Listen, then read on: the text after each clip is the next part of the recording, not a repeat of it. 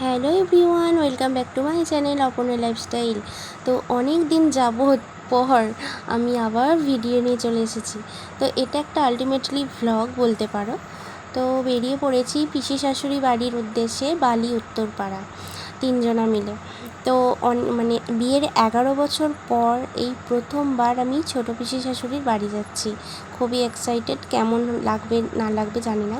আর এদিকে দেখো জানালার ধারে বসেছি, আর চুলগুলো আমার হাওয়ায় উড়ে উড়ে পুরো সব পণ্ড পাকিয়ে দিচ্ছে। চুলগুলো আমার পুরো বিচ্ছিরি হয়ে যাচ্ছে।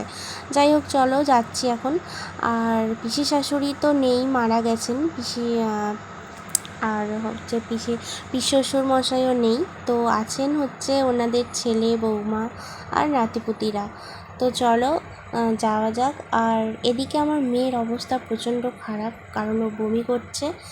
আর আমাদের পেরোতে শ্রাবণী মেলার উৎসব চলছে, তো সেজন্য একটু তোমাদের ওটা দেখালাম। আর এই যে দেখো, মেয়ে একটু করে ঘুমাচ্ছে আর বমি করছে, একটু করে ঘুমাচ্ছে বমি করছে। তো ওর অবস্থা প্রচণ্ড খারাপ।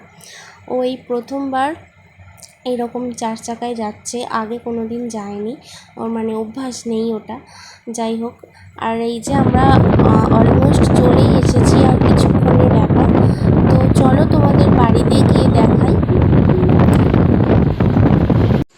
চুলের অবস্থা একবারে কাহিল হয়ে গেছে, মানে চেনাই যাচ্ছে না। আর আমার ফোনটার জন্য, তো ক্যামেরার জন্য আরোই চেনা যাচ্ছে না। ফোনের ফ্রন্ট ক্যামেরাটা পুরো গেছে।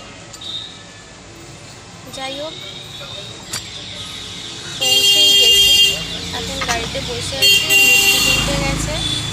আর মেয়ের অবস্থা খারাপ, মেয়ে 3বার বমি করেছে। ও একদম, ওর অবস্থা পুরো খারাপ।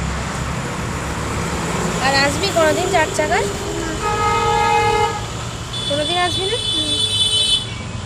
ঠিক আছে। তো 3বার বমি করেছে, আমার কিছু হয়নি। যাই হোক, চলো একেবারে বাড়িতে গিয়ে দেখা হচ্ছে। তো আমরা পৌঁছে গিয়েছি, আর এসে তারপর চেঞ্জ করে হাত মুখ ধুয়ে বসে আছি। আর এইদিকে দেখো, আমার মেয়ে এসেই খেলতে শুরু করে দিয়েছে। আর এদিকে দিদিভাই রান্না করছে, তো আমাকে কিছু করতেই দিচ্ছে না, তো আমি জোর করে জাস্ট মাছটা ধুয়েছি।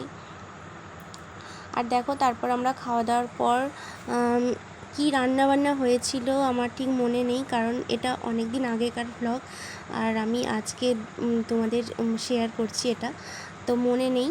আর তারপর দেখো, খাওয়া দাওয়ার পর একটু রেস্ট করে আমরা গিয়েছিলাম মন্দিরে, সামনেই মন্দিরে। তো মন্দিরে ভোলা বাবা আছে, আর মা কালী আছে। তো চারিদিকটা একটু ঘুরে ঘুরে দেখলাম। আর এখানে একটা বিশিষ্ট বৈশিষ্ট্য আছে, মানে ভোলা বাবাকে বাইরে থেকে মানে কি বলবো, ভেতরে দর্শন করতে পারবে না, কারণ একটু ভেতর দিকে ভোলা বাবার স্থান আছে। তো আয়নার মাধ্যমে দেখা যাবে ভোলা বাবাকে। বেশ ব্যাপারটা বেশ আমার কাছে ইউনিক লেগেছে, খুব সুন্দর। তো এই যে দেখো, এখন যেটা দেখতে পাচ্ছ তোমরা, ওই যে ভেতরে একটা দেখো ওপরে আয়না রয়েছে, ওই আয়নার মাধ্যমে দেখা যাচ্ছে ভোলে বাবাকে। তারপর অবশেষে আমরা ভোলে বাবার সামনে গেলাম, কিন্তু ছুঁয়ে দেখিনি। তার কারণ হচ্ছে আমরা স্নান করে যাইনি, জাস্ট কাপড়টা বদলে গিয়েছিলাম, ভাত খাওয়া কাপড়টা। তো চলো, আজকের ভিডিওটা এতটুকুই রইলো। কেমন লাগলো অবশ্যই জানিও। ভালো লাগলে লাইক, কমেন্ট, শেয়ার, সাবস্ক্রাইব করে পাশে থেকো। চলো, টাটা।